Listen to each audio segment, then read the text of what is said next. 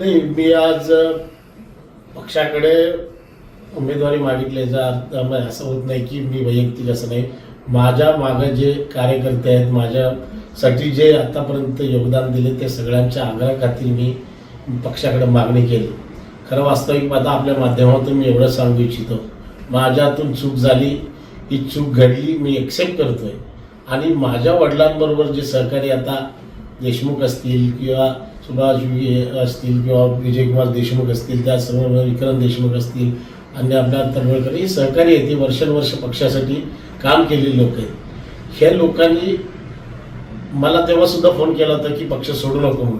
पण माझ्या गळचेपी त्या ठिकाणी होत असताना, मला मुक्का मार बसत असताना, तेव्हा असं माझं मन नव्हतं, म्हणून मी पक्ष सोडायचा निर्णय घेतला होता. पण कालांतरानंतर मला असं वाटलं की बाबा, आपण आपल्या वडिलांनी दिलेल्या पक्षासाठी योगदान हे सगळं लोक सांगितल्यानंतर असं वाटलं की आपण पक्ष सोडू नये आणि पक्षात आपण रिटर्न यावं. यासाठी मी पक्षाकडे ही विनंती केली. जे घडलं ते घडलं, पण मला आता मोठे म्हणजे आता वडीलधारी माणसं म्हणून मला पोटात घ्या.